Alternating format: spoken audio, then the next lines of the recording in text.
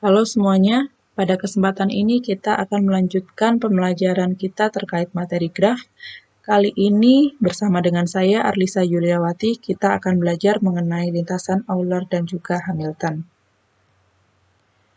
Oke, jadi misalkan kita diberikan suatu graf, apakah kita dapat menelusuri sisi-sisi dari graf tersebut, mulai dari suatu vertex lalu kembali ke vertex yang sama, sehingga setiap sisi dilalui tepat sekali, atau setiap vertex kecuali vertex awal dilalui tepat sekali.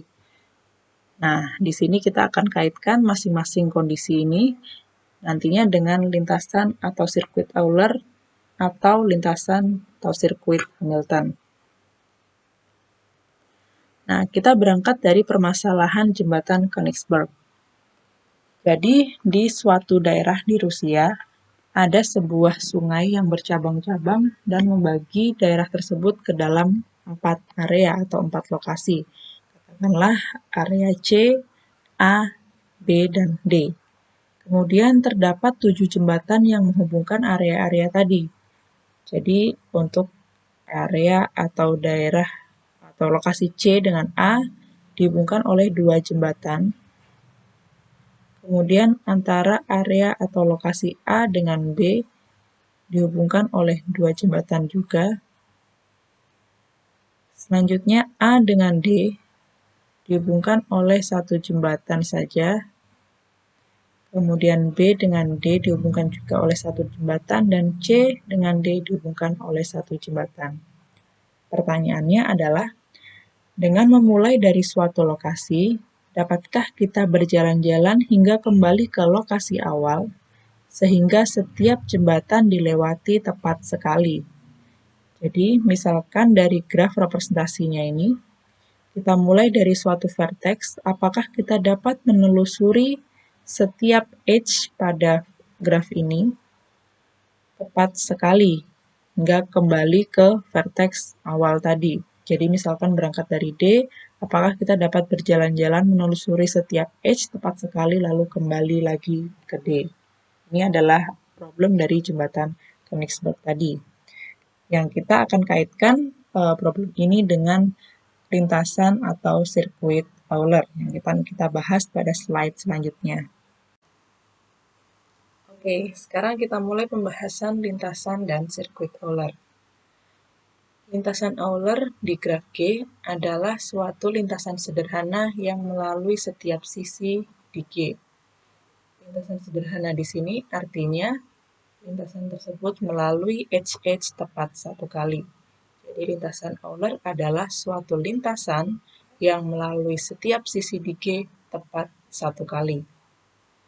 Kemudian sirkuit Euler di graf G adalah sirkuit sederhana yang melalui setiap sisi di G. Sirkuit sederhana di sini artinya sirkuit tersebut melewati sisi-sisi di G tepat satu kali. Jadi sirkuit Euler adalah suatu sirkuit yang melalui setiap sisi tepat satu kali. Jadi lintasan dan sirkuit sederhana ini untuk menunjukkan bahwa lintasan maupun sirkuit tersebut melewati edge-edge tepat satu kali, tidak lebih dari satu kali.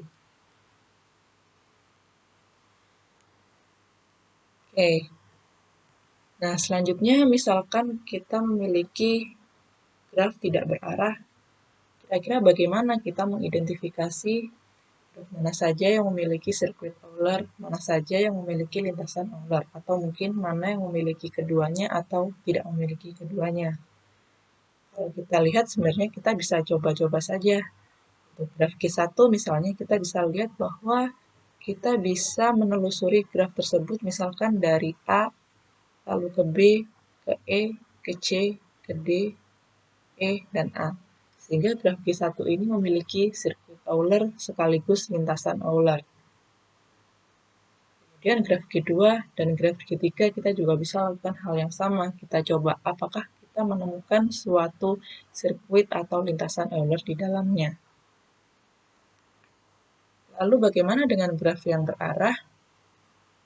Hal ini juga sama, kita bisa melakukan percobaan secara langsung. Misalnya untuk H1, kita bisa mulai dari A ke B, ternyata B tidak kemana-mana.